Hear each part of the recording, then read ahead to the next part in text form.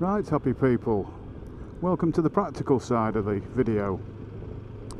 I've got the Drift Ghost S mounted to the top of the helmet, pointing forwards, and that's the one that's got the microphone plugged in, taking this commentary that I'm doing now. And I've got the little brother of the Drift Ghost S, the Drift Stealth 2, which is a lovely little camera, still does 1080p, 30 frames per second. Like I say, a cracking little camera. Well, that one is mounted on my dash. So, at the minute, you're seeing what my Drift Ghost S is looking at going forward. I'm now going to flick you to the view on my dash of what the Stealth's picking up, pointing back towards me. Hello there. As you can see, gives you a cracking view of me actually riding the bike. And it just gives you that little bit of, I don't know, difference when you're doing a video. Instead of just pointing forwards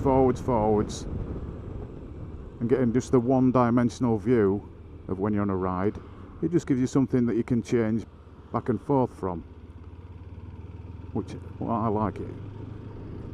So I'm just going to move back from me on this view to the view looking forward again. Now, another nice little trick you can do if you've got the editing software to do it. I don't know what software actually does this effect, but I do know that Sony Vegas editing does this particular effect that I'm going to show you now. It's the picture-in-picture effect, and that's where you're looking forwards now with the helmet cam, but when you're editing in Sony Vegas, by magic you can have a little picture-in-picture in the top right hand corner like this, showing me again, which again gives you another angle to change to when you're doing your filming and your editing. Actual picture-in-picture. And you can do the picture-in-picture, you can have it in the top right hand corner, bottom right hand, bottom left, in the middle if you wanted. Now, I'm not going to explain how you do this particular effect, but what I have done is in the description below I've done a link to a guy I learnt it from on YouTube who explains it very well.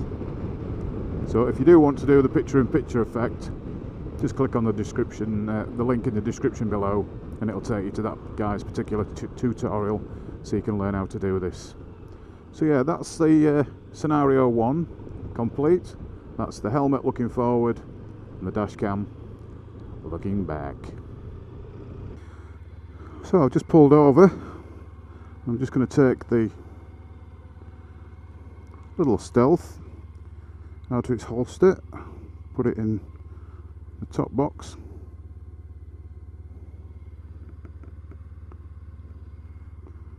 make sure it's mounted correctly, don't want it dropping out. A few quid's worth there if it did. Yep, just stop recording now. The next time you see me, we'll be on the bike doing the scenario number 2. Welcome back. This is scenario number 2. Actually looking forward once again, but this time, as you've just seen, I've mounted the Drift Stealth 2 on the back, and there it is. That's the looking back view now. So if I overtake this car, that you can see now, I flick forward and then back again, you get this effect. Just gives you a different perspective once again. We'll flick back to the forward looking one. So now we're in the same situation we was with the dash one looking back. Got the helmet one looking forward, which is a Drift Ghost S, and like I've said before, the one that I'm doing the commentary on. And then we've got the back one, which you'll see this white car I'm just going past. There you go, picture-in-picture. Picture-in-picture with that black one. And picture-in-picture, you'll see this red van on my forward view, and in the picture-in-picture, just gone past in the picture-in-picture one. All clever stuff. Again though, it just gives you that other different aspect. I mean, if you've got enough money and you can afford hundreds of drift cameras, you can have them flicked all over your bag. You'd have every angle going. So that's scenario number 2. The one looking forward, which is the one that stays looking forward all the time, and the one on the back. I will return with the last angle that I discussed in the start of this tutorial. So happy people, we're now back with scenario number 3. Drift stealth, as you can see, still on the top box at the back, but instead of pointing backwards, it's now pointing forwards, and you're getting a lovely view of my back. Hello everybody. But it's just another perspective once again. As you're riding along, I've got my forward view like you're seeing now on the helmet camera. And then if you just want to give it a change and show people a different perspective and view, using the same bracket, I might add, that you've had with the pointy backy one.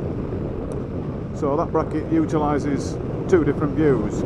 You could, I suppose, if you wanted to, turn the drift stealth to 90 degrees and have it pointing sideways, sort of getting views of everything that you're passing, left or right.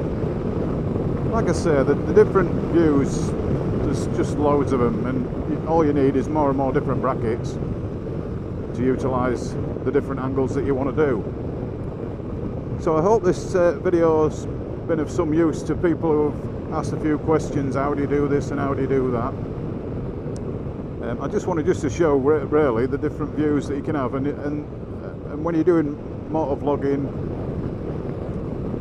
and your different videos for YouTube or for your own personal use, like I say, DVDs, Blu-rays, whatever you do, it's just nice to have different views instead of the same old forward that everybody does.